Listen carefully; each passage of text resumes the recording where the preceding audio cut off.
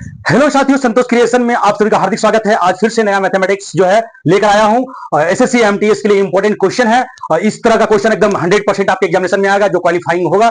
Qualifying के लिए आपको कम से कम मैथमेटिक्स और रीजनिंग मिलाकर 12-15 क्वेश्चन तो बनाना ही बनाना है। तो आप देख लीजिए उन 12-15 क्वेश्चन में अगर इसको आप कर लेंगे तो इन सारे क्वेश्चन से आपको एकदम आएगा ही आएगा। और इससे पहले वाला वीडियो अगर देखना चाहते हैं तो आप मेरे चैनल को सब्सक्राइब कीजिए, बेल आइकन बटन को दबाइए ताकि जब मैं वीडियो अपलोड करूं तब तक आपको इसका नोटिफिकेशन मिलता रहे।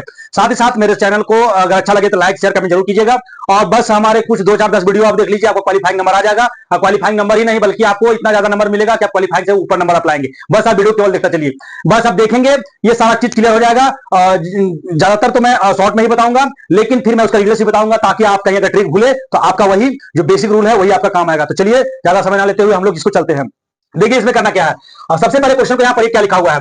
क्वेश्चन में है यहाँ पे 15 गेंदों को 120 रुपए में बेचने पर 9 गेंदों के क्रय मूल्य के बराबर लाभ होती है, तो एक गेंद का क्रय मूल्य क्या होगा ये आपको निकालना है। उसी का इंग्लिश में लिखा हुआ है, if you sell 15 balls for ₹120 there is a profit equal to the price of 9 balls, find the price of 1 ball. 9 ball है, ये 9 आई नहीं है, 9 बॉल है और आपको निकालना है find the price of 1 ball.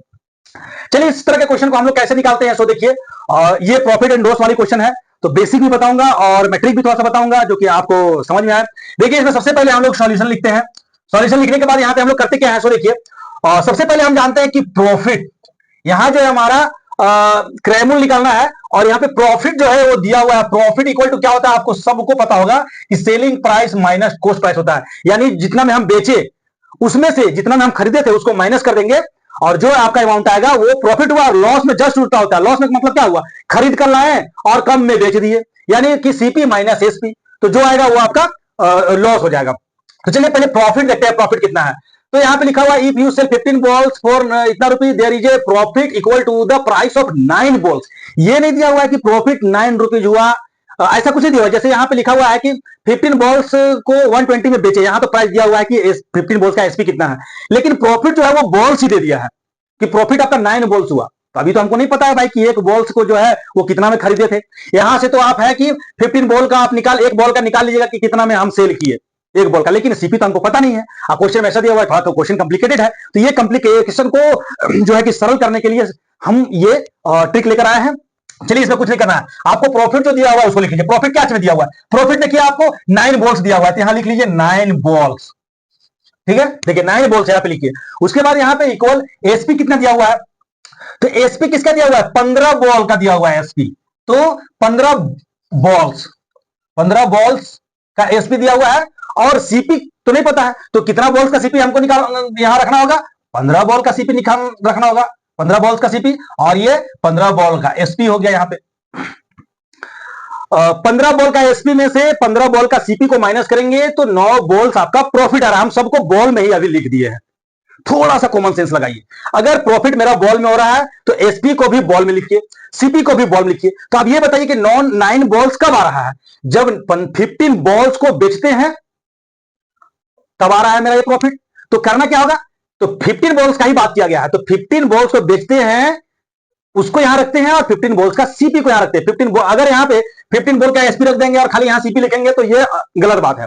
यहां पे अगर आपका 10 बॉल्स का एसपी लिख रहे हैं तो -10 बॉल का सीपी लिखिए। यहां पे 5 बॉल्स का एसपी लिख रहे हैं 5 बॉल का सीपी लिखिए। लेकिन यहां पे एक्चुअली में क्वेश्चन लिखा हुआ है 15 बॉल, इसीलिए दोनों जगह 15 बॉल्स का एसपी लिख दिया, 15 बॉल का सीपी लिख दिया। ठीक है, अब आप कीजिए क्या चाहिए यहां पे, अब यहां पे चलिए आगे ना बढ़ के इसी में क्या करते हैं, 15 बॉल्स का एसपी कितना दिया हुआ 120। अब यहां पे 120 आप लिख लीजिए।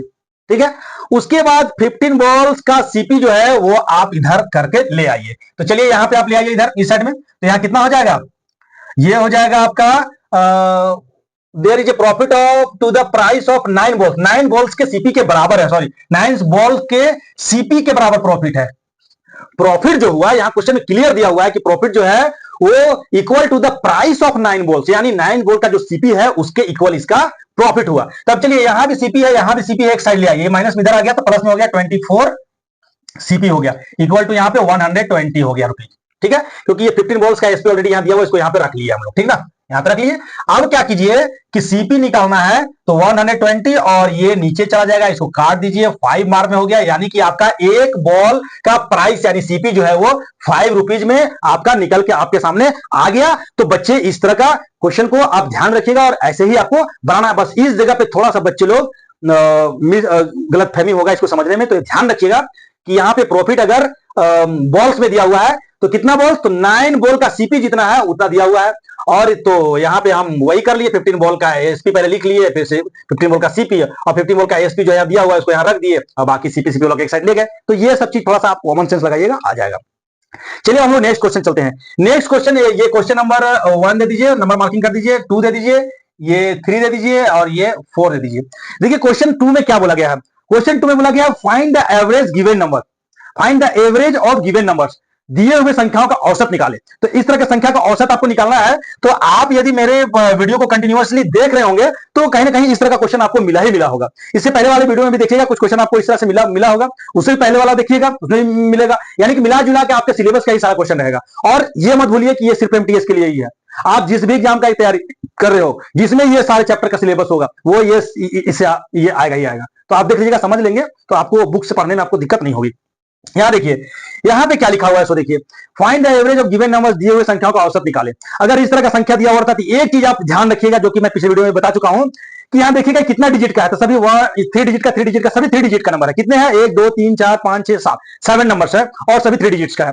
तो इसमें आपको देखना है कि कुछ स्पेशल फीचर इसमें आ रहा है क्या देखने को। हाँ, तो सब में जो है 100 प्लेस में 5 है, 100 प्लेस में 5 है। तो ऐसे क्वेश्चन को आपको क्या करना है, 500 यहां पे लिख लेना है और प्लस देकर बाकी जो डिजिट बचा, क्या दो डिजिट जो है ये दोनों कॉमन है क्या, तो ये कॉमन नहीं है। तो आप इसमें आप क्या कीजिए कि ऐसे क्वेश्चन में आप ये दोनों डिजिट को सबका प्लस कर लीजिए। तो प्लस किए तो देखिए पहले यूनिट प्लेस को प्लस कीजिए, 5 6 11 11 और 1 12 12 और 20 20 और 2 22 22 और 6 28, यहाँ पे 28 2 बचा, 8 और 2 10 10 और 1 11 11 और 3 14 14 और 6 20 20 और 9 29 29 और 1 30 आ गया यहाँ पे।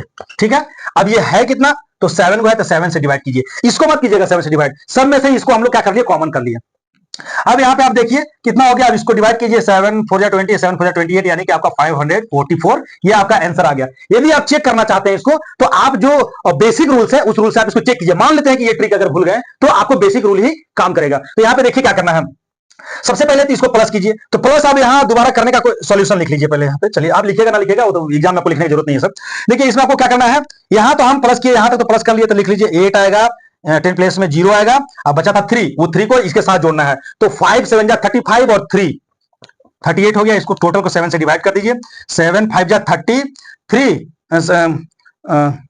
हाँ 7 5 जा 35 और 3 बचा, 7 4 जा 28 7 4 जा 28। देखिए आपका ये आंसर आ गया। तो दोनों सिस्टम से आप बनाएंगे तो ये आ जाएगा। ठीक है, अब हम लोग चलिए नेक्स्ट क्वेश्चन चलते हैं। अगर और भी आपको ज्यादा जानकारी चाहिए कि भाई अगर यहाँ 10 प्लेस में भी अगर सबका डिजिट सेम होगा तब क्या होगा, उसके लिए ट्रिक, तो उसके लिए भी ट्रिक होगा, आप नेक्स्ट वीडियो में देखिएगा, उसमें भी बताया गया है और मैं बताऊंगा। और यदि आप खुद अगर जान जाते हैं इसमें सभी 10 प्लेस नंबर पे आप कॉमन नंबर को ले लीजिए और उसके बाद जो है इसको आप बनाइए और हमें तुरंत कमेंट बॉक्स में कमेंट करके इसका आंसर दीजिए, क्योंकि मैं अगले बार इश्यू को बताने जा रहा हूं। तो आप चलिए देखिए यहाँ पे, यहां लिखा हुआ है प्रथम 20 प्राकृतिक संख्या का एलसीएम n है। तो प्रथम 25 संख्याओं का एलसीएम क्या होगा, बहुत कॉमन सा बात है। तो इंग्लिश में इसका देखिए लिखा हुआ है LCM of first 20 natural number. Natural number पता है ना कहां से स्टार्ट होता है, 1 से, और होल नंबर जो है वो स्टार्ट होता है 0 से। बस ये दोनों में यही अंतर है। और is an what is the LCM of 25 numbers, तो 25 नंबर्स का एलसीएम क्या होगा। सो देखिए सबसे पहले आप देखिए यहाँ पे क्या लिखा हुआ है, सॉल्यूशन में हम कर दे रहे हैं कि सबसे पहले यहाँ पे लिखा हुआ है 1 से लेकर 20, 1 से लेकर 20 नेचुरल नंबर का एलसीएम कितना आ गया भाई, एन आ गया, एन आ गया। अब बोला है कि what is the LCM of 25 numbers, तो 1 से लेकर 25 नंबर्स का एलसीएम क्या होगा, सो देखना है। तो अब यहां पे तो देखे 1 से लेकर 20 तक तो नंबर है। अब 25 में यहां पे देखते हैं कि कौन कौन सा नंबर बचा, तो 20 और जब भी लेंगे तो अब 1 से लेकर 20 तक तो यहां तो आ गया। अब 25 तक हमको करना है, तो 20 और 25 तक में कौन कौन सा नंबर आ रहा है, सो देखिए। तो देखिए अब यहां पे आ रहा अलग से 21 22 23 24 25, ये नंबर आ रहा है। ठीक है, अब इन नंबर में आप देखिए अगर इसको प्राइम फैक्टराइजेशन करेंगे तो प्राइम फैक्टराइजेशन में आ जाएगा ये 3 7 जा, ये आ जाएगा 2 11 जा, ये आ जाएगा 1 20, ये 23 ही आएगा। प्राइम फैक्टराइजेशन करें तो 1 मत लीजिए। ये आ जा रहा है आपका 2 इंटू 2 इंटू 2 इंटू 3, ये आ गया। ये देखिए क्या आ गया 5 इंटू 5, यहां देख रहे हैं ना, ये प्राइम फैक्टराइजेशन कर दिए। तो अब ऐसे नंबर को हम लोग को इसमें क्या करना होगा कि सबसे पहले ऐसे निकालने के लिए जो 1 से लेकर 20 तक दिया हुआ है इसको यहां लिखिए, ठीक है। यहां लिखने के बाद हम लोग क्या करते हैं, यहां लिखने के बाद हम लोग यहां देखते हैं कि क्या क्या चीज ऐसा है जो इसमें आया था और क्या क्या चीज जो इसमें नहीं आया था। देखिए क्या 3 1 से 20 बीच में आया था, हाँ आया था। 7 भी आया था, तो ये आ गया। 2 भी आएगा इसके बीच में, 11 भी आएगा इसमें, 23 नहीं आएगा, तो 23 को लिखिए। फिर यहां पे देखिए 2 2 2 3 ये सब आया था, तो इसको छोड़ दीजिए, ठीक है।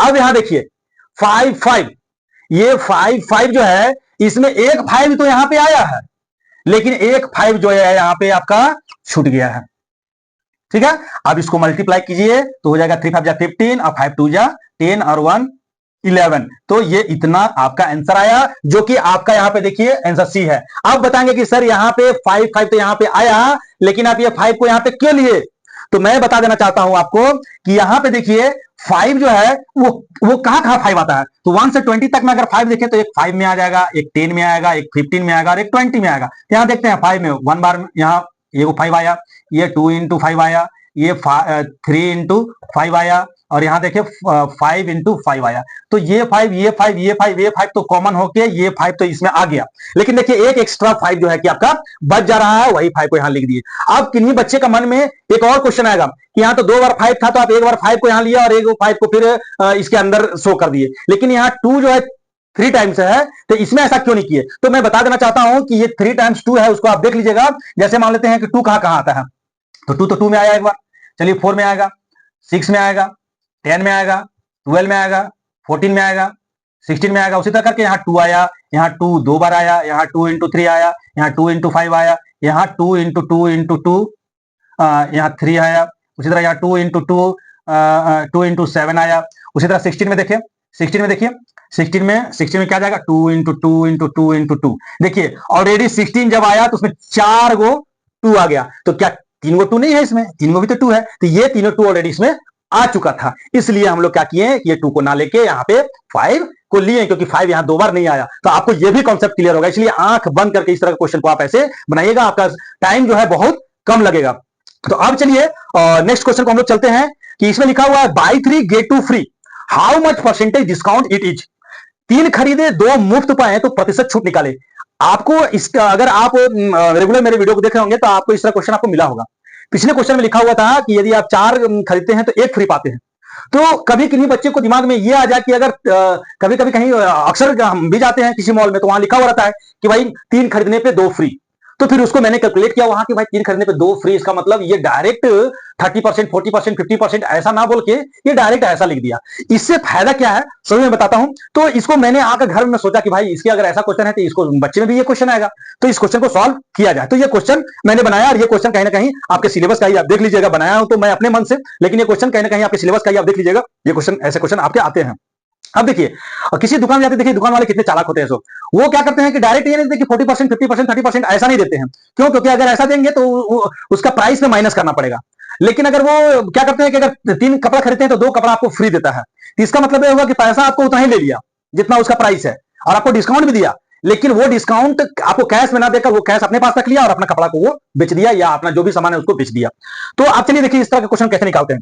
सबसे पहले आप ध्यान दीजिए कि किसी दुकान में 3 सामान अगर खरीदते हैं तो 2 फ्री मिलता है, यानी कि हमको टोटल जो है वो कितना सामान मिल रहा है, 5 सामान मिल रहा है। यानी कि कम से कम उस दुकान में वो आइटम 5 को होगा ही होगा। अगर 3 सामान हम खरीद रहे हैं और 2 को वो अपने तरफ से दे रहा है, यानी टोटल सामान हमको दे रहा है 5, ठीक है। तो अब हमको निकालना है प्रतिशत छूट, यानी कि हमको छूट कितना मिल रहा है। 3 को में 3 खरीद रहे हैं तो 2 छूट मिल रहा है, यानी कि अकॉर्डिंग टू क्वेश्चन हमको क्या मिला कि हमको 2 को मिल रहा है कितना में फ्री, तो 5 सामान हमको मिला, उसमें 2 फ्री मिला। आप कोई कहेगा कि नहीं सर 3 सामान में 2 को फ्री मिला।